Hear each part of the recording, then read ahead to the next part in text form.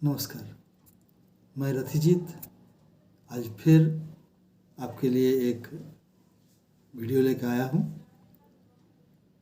आज एक कहानी सुनाऊंगा और मेरा जो सीरीज चल रहा है कि जीतने के लिए लड़ो, वो जीतने के लिए लड़ो का एक ये पंख और हम लगा रहे हैं। पहले कहानी हो जाए। बहुत किसी को मालूम भी होगा। एक राजा था और हर इंसान के जैसे ये राजा भी परेशान था। हर इंसान परेशान रहता है, राजा भी परेशान है। कारण अलग अलग है। कुछ लोग रास्ता खोजते हैं, कुछ लोग नहीं खोजते। राजा का क्या परेशानी? राजा का जो दो लड़का था वो दोनों अव्वल किस्म का आलसी। तो राजा को समझ में नहीं आ रहा था कि क्या करे क्या ना करे इनको लेके। तो राजा जी ने अपना मंत्री से सलाह परामर्श किए कि क्या करना है नहीं करना है। तो मंत्री जी बोले कि हाँ देखना होगा। तो राजा जी बोले कहीं ऐसा तो नहीं कि पूरा मेरे राज्य में सबसे अव्वल किस्म का आलसी यही दोनों हो। तो मंत्री जी बोले नहीं ऐसा नहीं होगा, चलिए देख लेते हैं, एक बार परीक्षा ले लेते हैं। राजा जी बोले परीक्षा कैसे? तो मंत्री जी बोले देखिए। दूसरे दिन जो कोटाल है वो बाजा बजा दिया कि सुनो सुनो सुनो, जो जहाँ भी है ध्यान लगा कर सुनो। राजा जी आलसीपन का एक प्रतियोगिता का आयोजन कर रहे हैं। जो इसमें जीतेगा उसको बहुत सारा तोहफा मिलेगा। तो दूसरे दिन बहुत सारे लोग वहाँ इकट्ठे हुए। सबको बढ़िया से खिलाया पिलाया गया और एक बहुत बड़ा सा हॉल था, उसमें लोगों को रहने के लिए रखा गया। अब रात को मंत्री जी क्या किए ना, उस हॉल में आग लगा दिए। जैसे आग लगा दिए, जो उतना आलसी नहीं थे सब दौड़ दौड़ के बाहर भाग गए और जो रह गए वो राजा का दो बेटा। अब जब पूरा गर्म हो गया है तो छोटा बेटा बोलता है भा पी जा।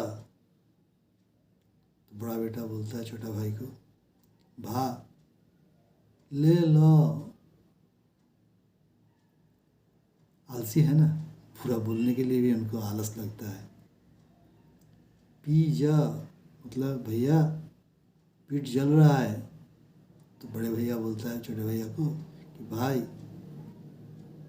लो ले, मतलब लौट के लेट।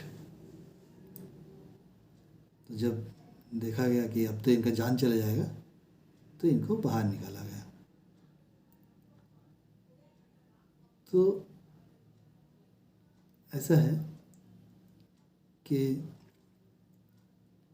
ये जो आलसीपन है ना, ये आलसीपन हमें आगे बढ़ने के लिए रोकता है। हमारा सबसे बड़ा दुश्मन है। हमारा जितना भी जानकारी है, नॉलेज है, दिमाग है, सब बेकार है अगर आलस रहे। और यही आलस हमें आगे बढ़ने नहीं देता है। तो अगर हम सोचते हैं कि ये आलस क्यों है, किधर से आ गया, तो उसके कुछ कारण हैं। पहला कारण में आएगा कि शरीर में आयरन का कमी।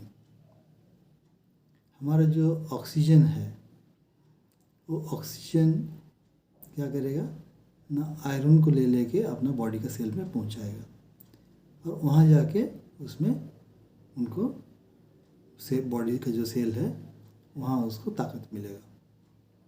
लेकिन आयरन ही नहीं रहेगा तो किसको ले जाएगा? तो ताकत नहीं मिलेगा तो आदमी मूर्छा से जाता है। यह आलसीपन का सबसे बड़ा कारण है। तो अगर आयरन का सेवन किया जाए, आयरन का मात्रा को सही कर लिया जाए तो ये आलसीपन बहुत हद तक कम हो जाएगा।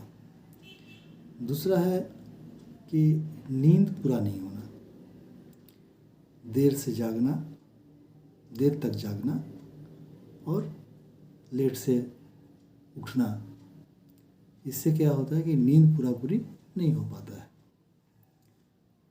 कोई आदमी देर से जगता है, देर से सोता है, तो बाकी लोग घर का सोए गए रहेंगे, तो बाकी लोग जब जग जाएंगे तो इनका नींद तो नहीं खुलेगा, लेकिन नींद पूरा भी नहीं होगा। तो इसमें जो नींद पूरा नहीं होता है तो इसलिए भी एक सर में दर्द सा रहेगा और उसमें एक आलसीपन पनपते रहेगा।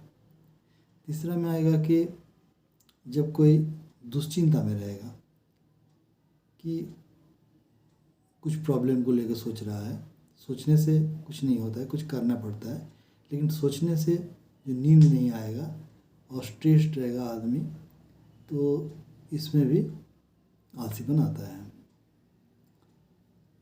अब आएगा कि आदमी अगर अस्वस्थ रहे तो उसको काम करने की एनर्जी नहीं मिलेगा, तो वो भी एक आलसीपन है।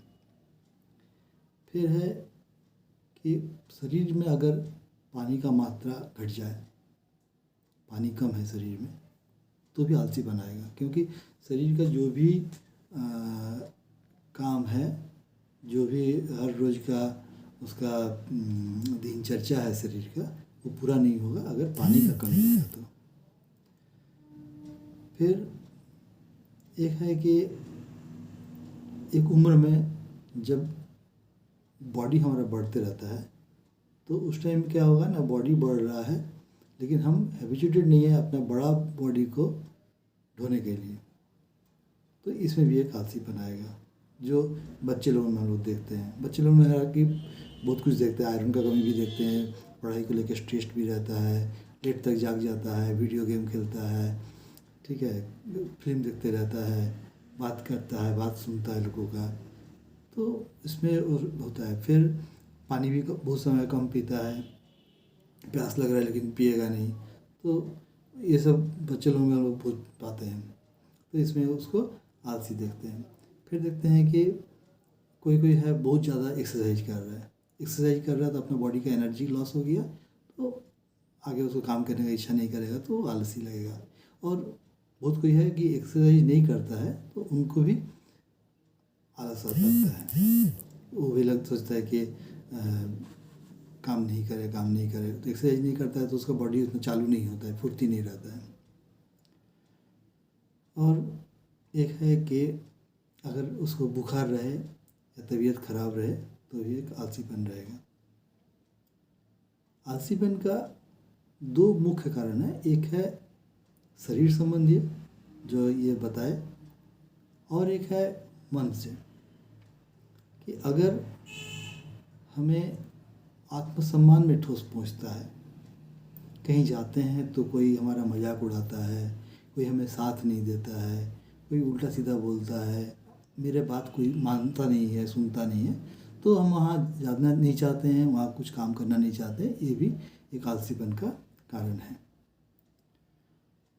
दूसरा है कि आत्मविश्वास में कमी, हम जो कर रहे हैं वो सही है कि नहीं है पता नहीं चल रहा है, तो वहाँ पर भी एक आलसीपन आता है। बहुत बच्चे लोग हैं जो गणित करते रहते हैं, लेकिन गणित सही हो रहा है कि गलत हो रहा है, सही हुआ कि गलत हुआ पता नहीं चलता है, तो उसको उसमें इंटरेस्ट नहीं लगता है, तो उसमें भी एक कारण है कि आलस का।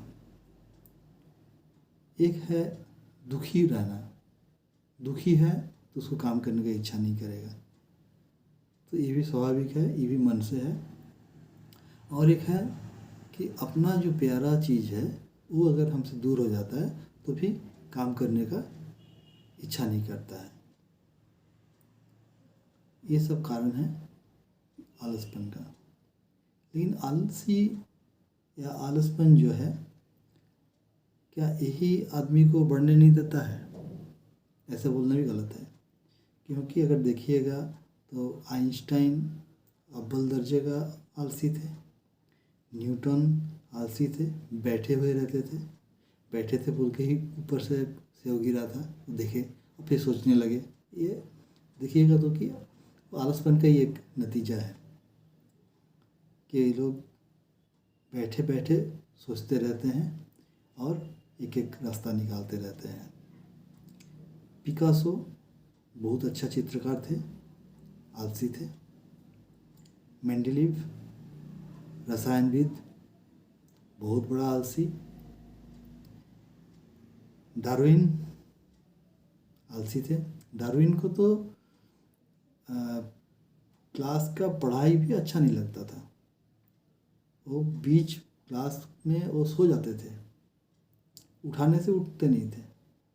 जब कॉलेज गए तो कौओं को मार के मछली पकड़ के उनका टाइम बीतता था। और फिर धीरे धीरे धीरे धीरे वो कुछ सोचने लगे और अपना रास्ता निकालने लगे। वैसे ही फिर देखेंगे तो विंस्टन चर्चिल, वो भी ऐसे रहे।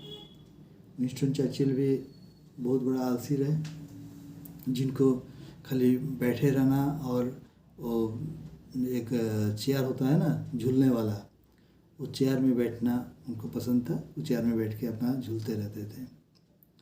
फिर कार्ल मार्क्स को देखिए, कार्ल मार्क्स भी बहुत आलसी थे।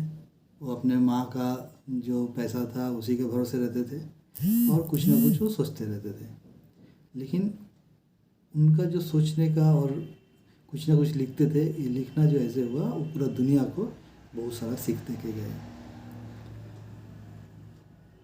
फिर देखें तो ये लोग जो है, ये लोग क्या करते हैं कि इनको मालूम है कि कब आराम करना है और आराम करते करते कैसे सोचना है, कैसे क्या करना है।